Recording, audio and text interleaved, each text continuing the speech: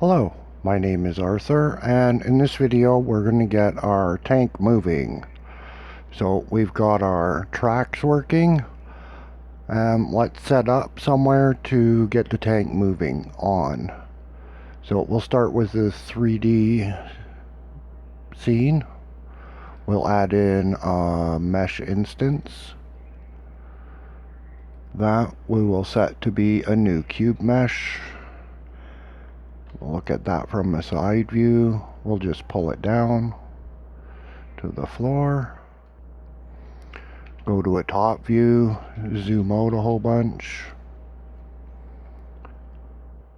Get the scale tool. We'll scale this out. Make a nice big floor to drive on. And could help to put a texture on the floor. I never thought of a texture, and I'm not really sure that I know how to do that yet. I'm gonna have to figure that out. So a texture on the floor can really show the movement. Now we'll put in a collision shape. To start off with, I'm gonna make the collision shape a child of the mesh instance. Let's see, where's that? So we'll give a collision shape. We'll call it a box shape, and it will size itself to the size of the mesh instance. Then we can just add in a static body, reparent the collision shape, and nice and easy, that's all done. So we'll just name this floor, and we'll save that away into our only folder currently, and we'll add in the camera. So we're going to want the camera in the scene.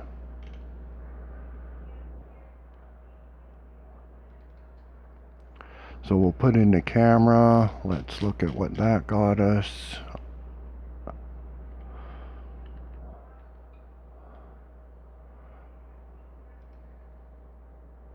We'll just pull that up and pull it out a bit. And that looks good. So we can just save that the way that it is. We'll take our tank scene and we'll drop it right in there.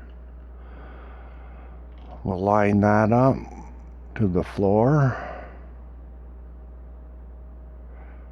So we'll get our tank tread into the floor a little bit.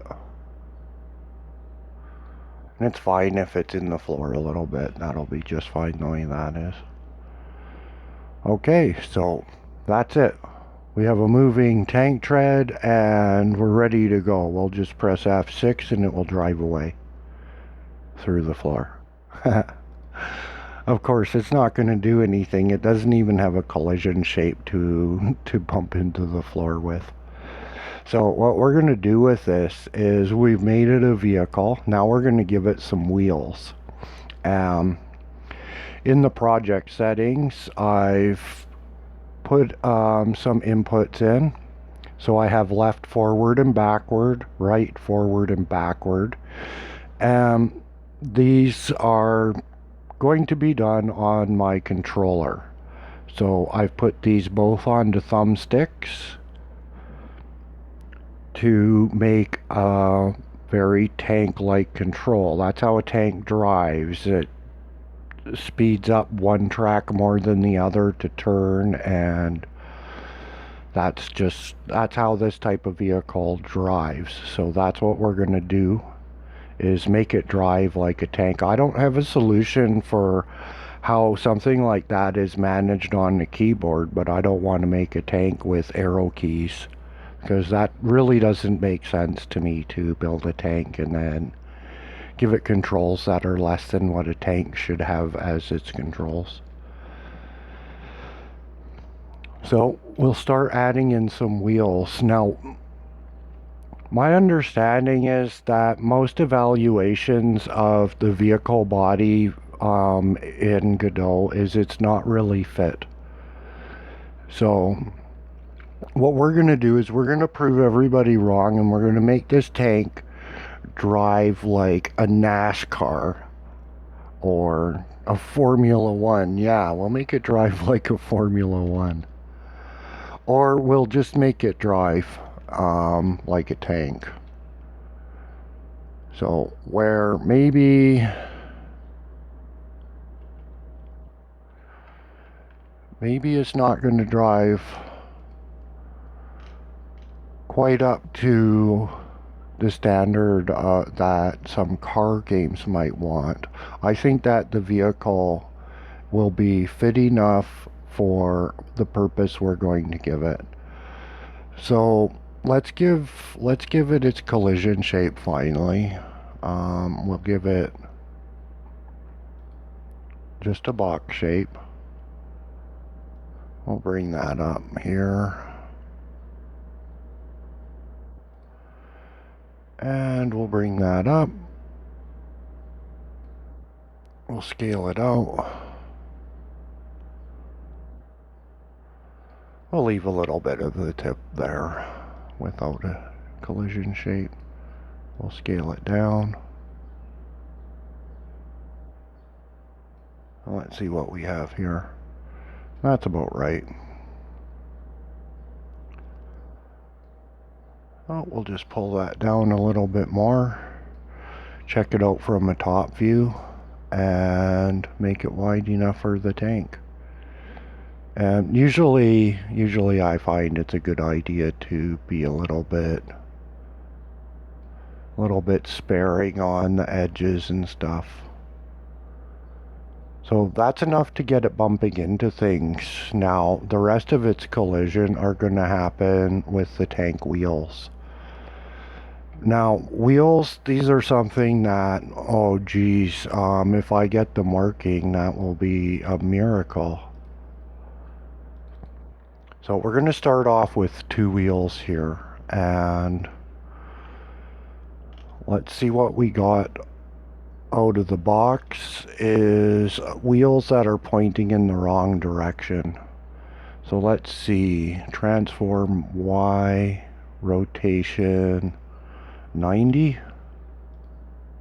That gets them pointing backwards. So we want 2 and 2 point forwards. That one is pointing forwards. We can look at that from one view or the other. So let's see what we have here. Left tread, right tread. So we'll pull this over. We'll look at that from a top view to see where we got that exactly. We'll just line it up more or less with the edge of everything there. This is left wheel.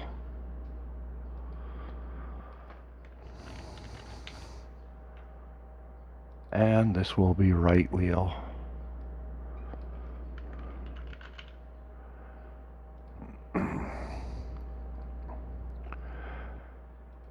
So we'll transform that minus 90. We'll look at left wheel minus 1.662. So we'll go minus 1.662.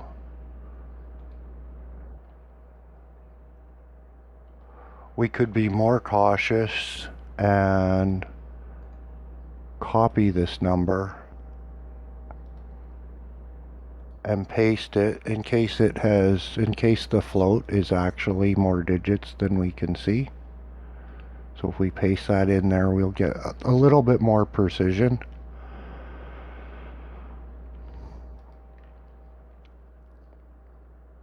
Now we'll look at that from a side view.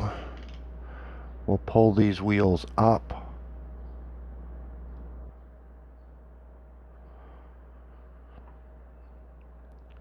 And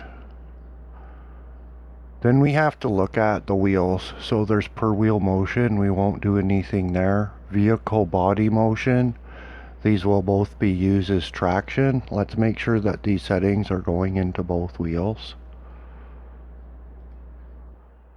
So that uses traction. Okay, we seem to be able to set both settings at the same time. So we'll try to do that. Now, the size of the wheel, we're going to make these like as small as marbles and then put one in each tread. Or I'm just joking. That would actually not work. Would make some incredibly complicated math because of this little thing on the back side of most rear wheel cars, rear wheel drive cars, called a differential.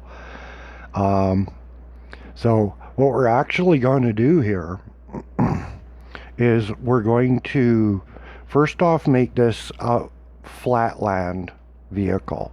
So it's not going to have the amazing tank ability to drive up walls and stuff.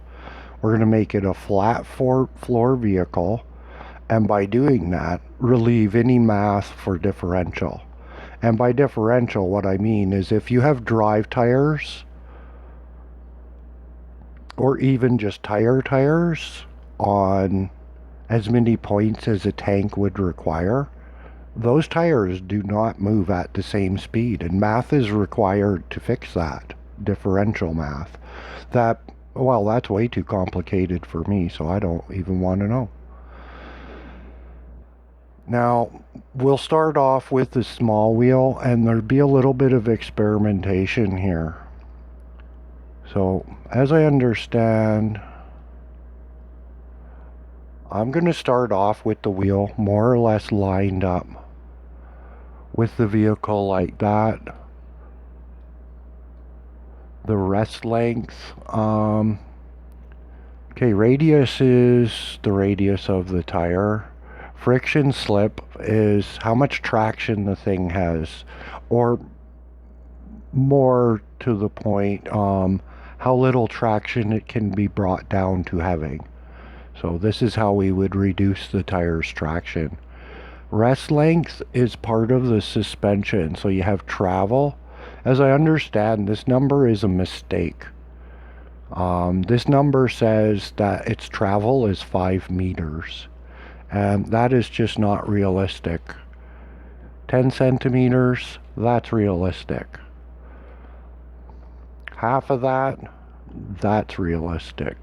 Stiffness, we're going to put that up to 50 and see how that works for us. And then we have max force. This has to do with the weight of the vehicle, and we're going to have to experiment. Like, I don't know enough about wheels to be able to do much more than experiment.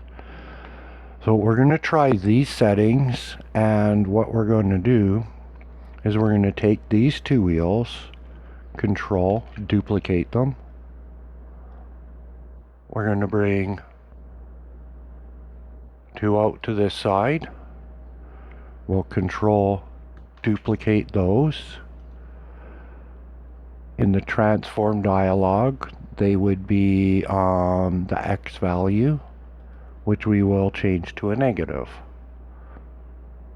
putting them to the other side of the vehicle. Now on all of these wheels, we'll select all of these wheels.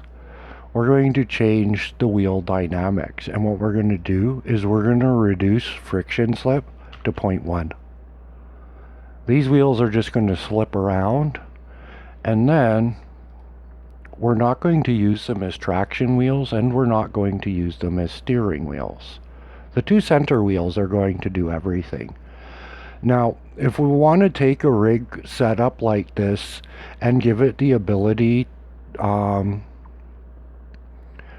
to handle slopes and an uneven terrain, this is not going to do it. This setup will not do that. What we would be looking to do is to reduce the size of these wheels probably down to 25% of what they are, and put two more drive wheels on the front and back of the tank that are elevated. So they're there, they offer drive power, but they only do anything when the vehicle comes to a slope. That way, like, as it is, if this vehicle comes to a slope, these two wheels are going to collide, they're going to go up in the air, and the drive wheels are going to come off of the ground, and the vehicle's not going to be able to move anymore. Because there's nothing about this that is anything like a tank tread. So there's the issue with my tank tread, is I don't really know how to make it into a tank tread. Um, that would involve something like creating at least three pieces to respond to terrain with a rigging like an armature or something like that, and then knowing how to make the mesh deform around that. And yeah, I've looked around for stuff on tanks, so yeah, pickings are pretty slim on finding anything like that. So hopefully the way that this is set up, we're going to be able to drop it on the floor and it's not going to sink down to its collision shape. And just getting this running with wheels, that is enough of a challenge. So we've got quite the assembly here now for wheels, and let's control save. We'll go on to our floor and we'll just run it to see if it even stays above the ground. So we got it staying above the ground, and that's a huge win because you can end up fighting with these wheels just to get them to do this much. So the next thing to do is to get it to drive. So to get it to drive, we're going to need a script. So we're saved. We can open up a script, create, extends vehicle body. We're going to need some variables. So we'll need a variable for speed. We're going to set our speed at 5. Let's see, we need speed. We're going to make our input variables global. So we're going to make variable left, variable right. And is there anything else that we'll need? I'm not sure. We might need something else here. We'll just have to wait and see. So function, physics, process, delta. Left equals integer input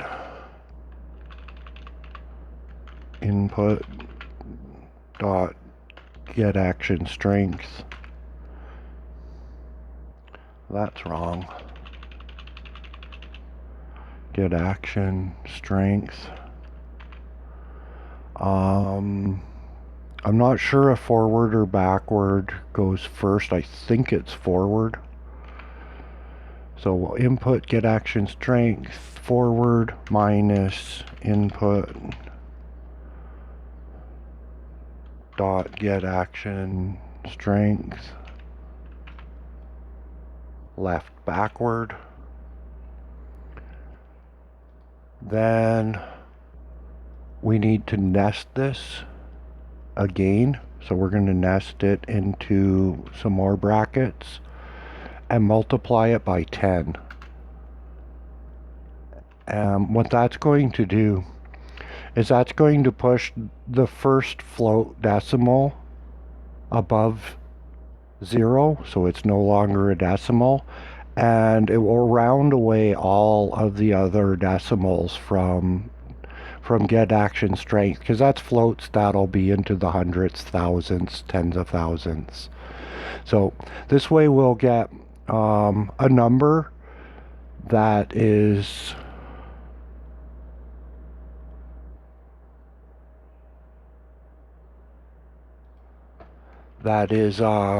a magnitude of 10 greater than what would typically come out of the standard use for this, but it's going to be rounded off. So getting the vehicle to move straight won't be as finicky because we're rounding off now. We're rounding off a bunch of decimals. So we'll do the same thing for the right side. Right equals, and we'll just copy and paste to spare typing and time. and just edit what we need to get that to work.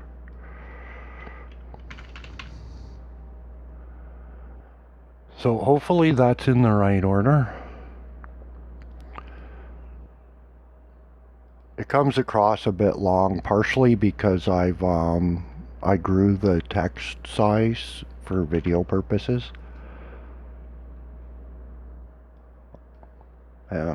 Yeah, this line represents the length of a reasonable statement, but there's a lot of statements that go past that, aren't there? So now we would be looking to apply that. So we're going to $sign, left wheel.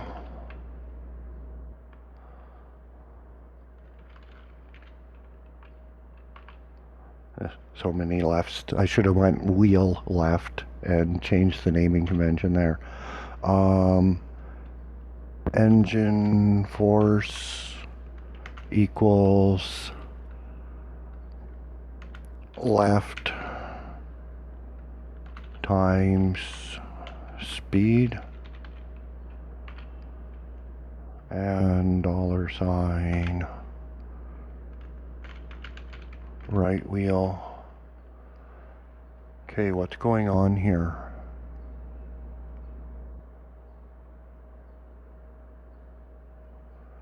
Okay, we want to change this. We don't want it called right wheel 2, that's confusing. So we'll go right wheel 2 and edit that because it's changed now.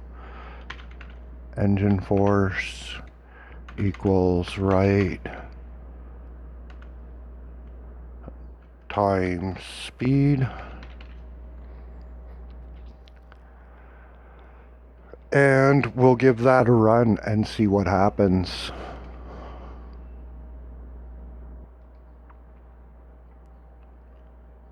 And from here, I'm pretty sure that we can look at a way of taking left and right into here and applying it to the left and right treads so that the strength of action on the thumbstick reflects in the speed of the treads.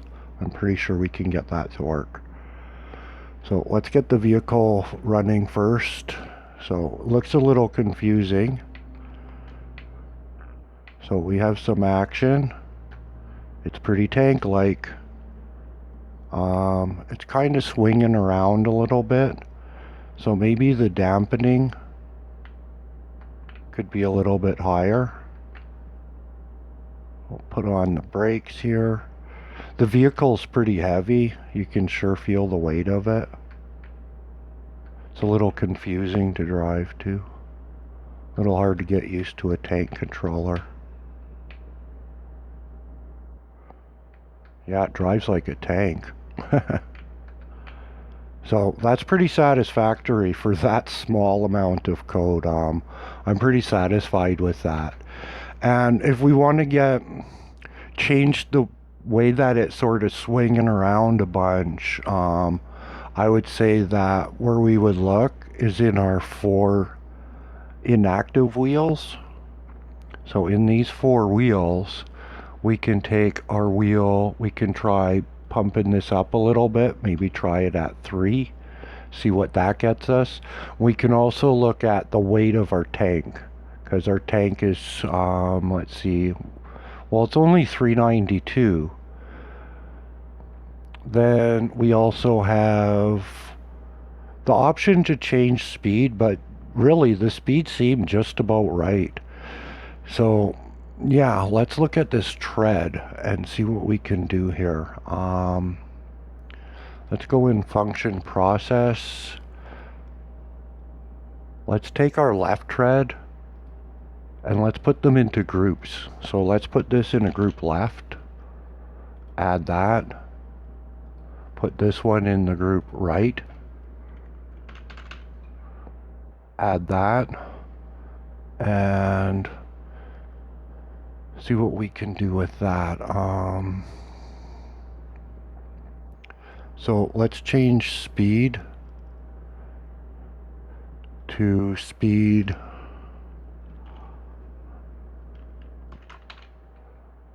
we'll just call it speed div for speed divider. So we're going to divide the speed. We're going to divide it by 10 because that's the factor that we increased it in. Then we're going to go on ready var tank equals get parent.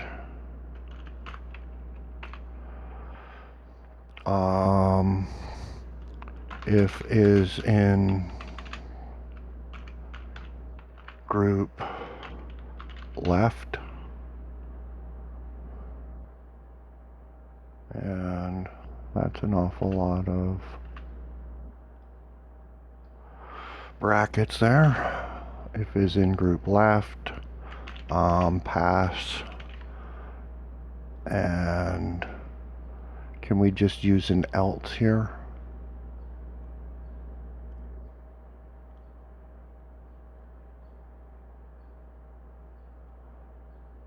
Yeah, it's going to be either or. Else, pass. So what do we have going wrong here? Speed divider. If is in group left, let's go variable speed. Speed equals tank dot left. I think that will work. Else speed equals tank dot right. And then divided by speed divider divided by speed divider.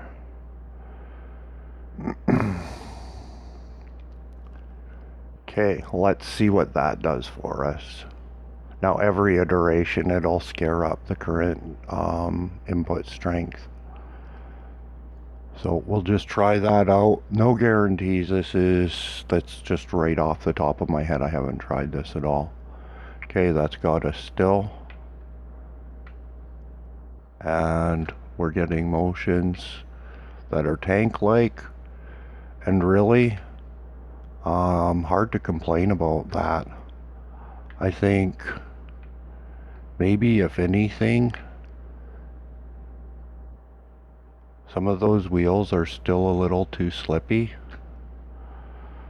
So things are still a little too slippery. That's an issue. So let's go back to tank. Let's go through these wheels one by one to make sure that they all got changed in wheel. Okay.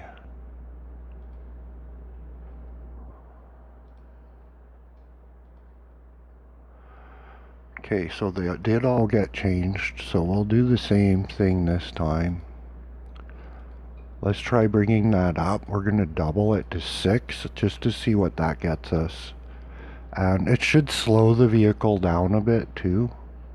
We're kind of just abusing the wheels here. Okay, that's the wrong scene.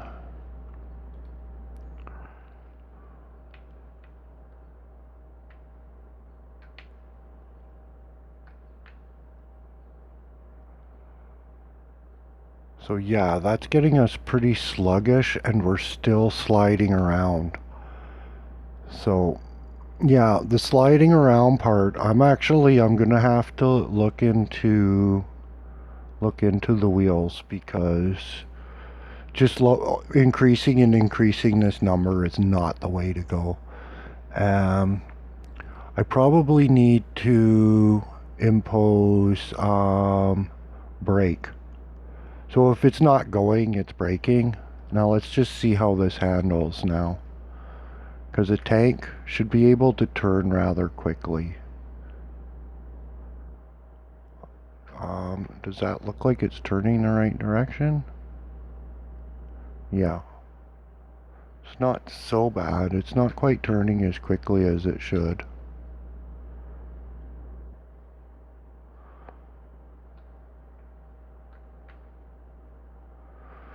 We'll lose it if we keep this up. So yeah, what I'll do is I'm going to experiment with the wheels a bit and see if I can get things running a little bit better with a much less slippery tank than that, because he's skating around like he's on ice. So we'll look for a solution to that and come back in another video. So I hope that this one was helpful. It worked out pretty good in my opinion. It needs some refining, that's for sure, but for my experience level, using the vehicle body type, it came together pretty good, and I'm pretty sure I'll be able to salvage the situation when I look at how the vehicle and the wheels work a little bit closer. So we'll come back in another video. We'll look at getting it driving better, and then we'll be putting a turret onto this thing and see what we can do with that. So until then, I hope this was helpful, and take care.